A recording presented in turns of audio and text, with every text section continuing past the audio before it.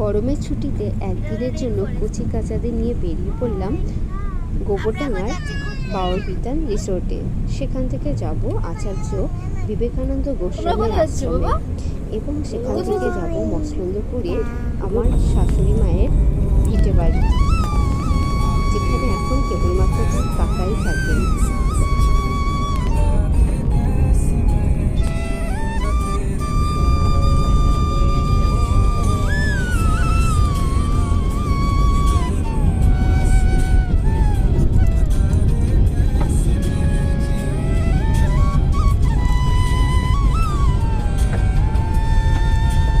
অন্ধকার হয়ে গেছে, রাস্তাটা খুব ভালো লাগছে।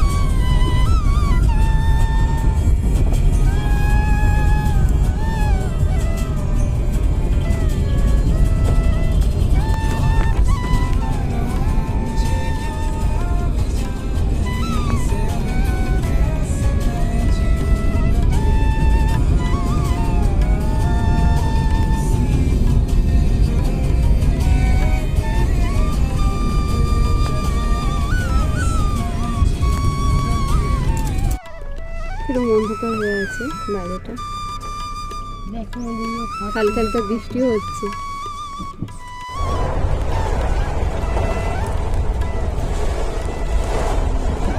বৃষ্টি হচ্ছে।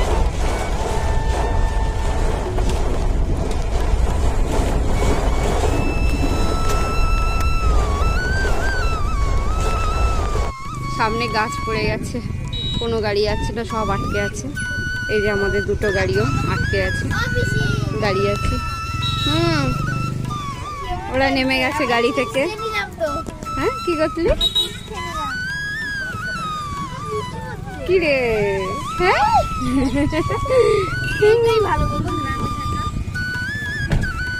আদি সব একে একে গাড়ি থেকে নেমে আসছে। ওইখানে গাছ কাটা হবে, তারপরে আবার গাড়ি চালানো হবে। হ্যাঁ,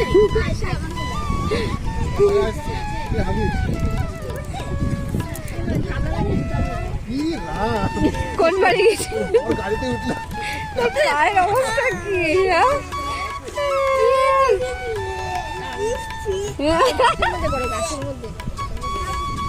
এই যে এই যে আপনি কি খাচ্ছেন? ভাই পড়ে যাবে বাবা। দাঁড়া দাঁড়া দাঁড়া দাঁড়া, আমি ছেড়ে দেবো।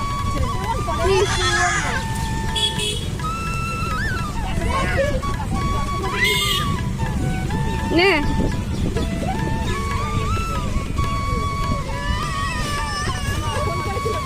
কে? হ্যাঁ, অনেকটা দেরি হয়ে গেল না, সব গাড়ি এসে সব দাঁড়িয়ে আছে। ঝড়টা যদি না আসতো, ঝড় বৃষ্টি, তাহলে ঠিক।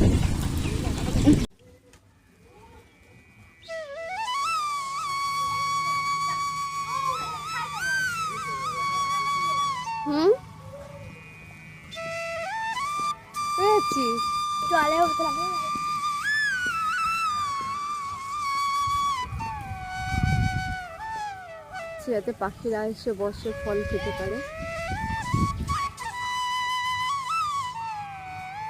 এখানে একটা বসার জন্য জায়গা করে দেওয়া আছে।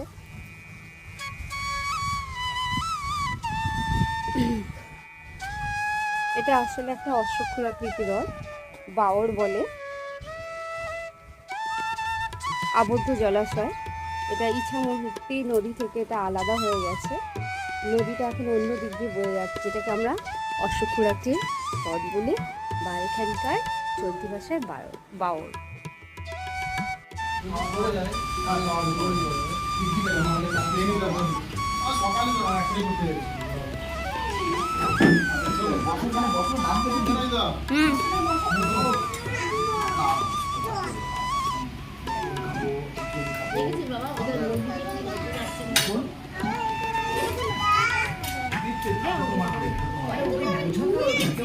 দাঁড়াও, দেবে, খাবার দেবে।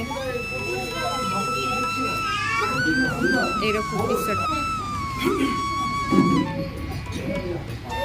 হচ্ছে বাউরবিতান রিসোর্ট।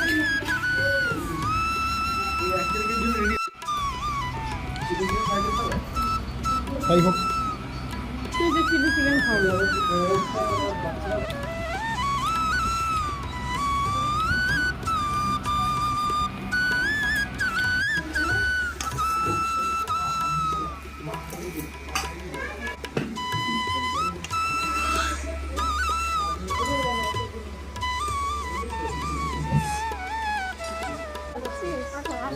আদি দাও কি এই গরমে বাকি থাকে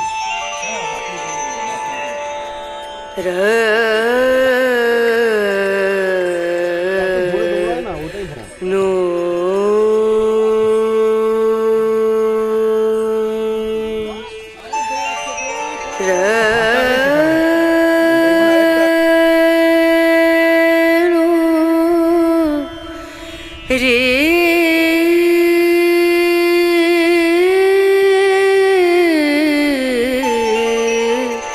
রে না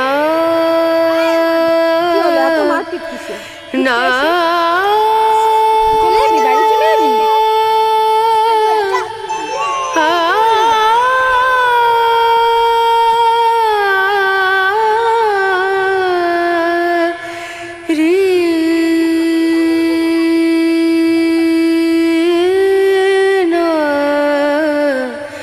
রে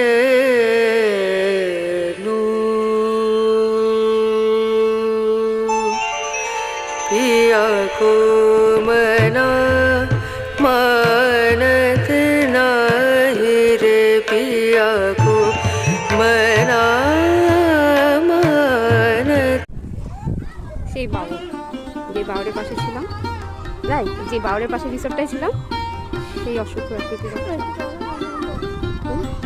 ওই ধরা স্নান করছে এই যে আশ্রমটাই বাউরের পাশেই আমার শাশুড়ি মায়ের মামার আশ্রম তিনি একজন সিদ্ধি পুরুষ ছিলেন ছবিতে আছে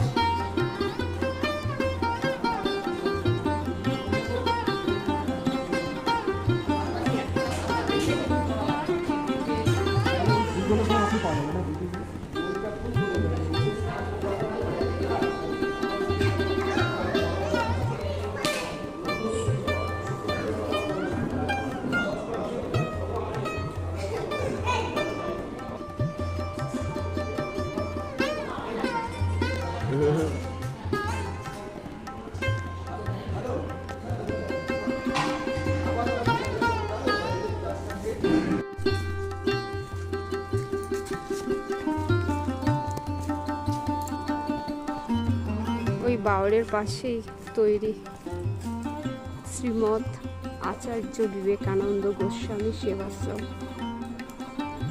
আমাদেরই এক দাদুর আশ্রম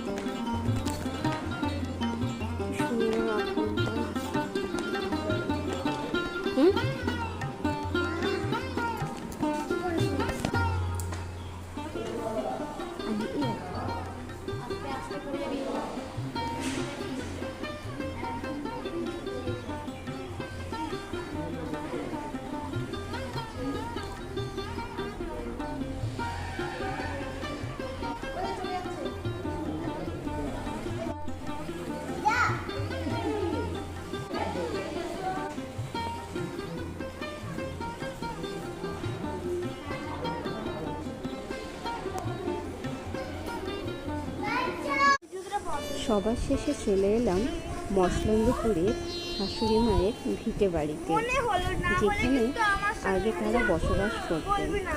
এখন কেবলমাত্র তার কাকাই থাকেন, আর চারদিক দিয়ে পুরো গাছপালা ছেয়ে আছে। দেখে মনটা একটু খারাপ হয়ে গেল। এই প্রথম আমি গেলাম।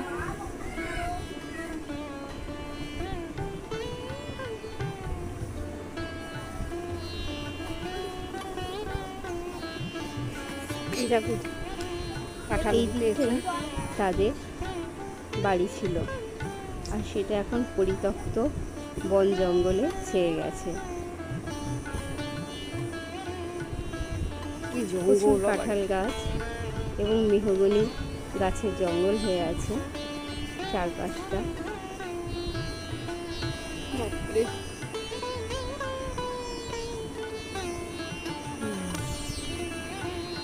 আচ্ছা, এরপর আমরা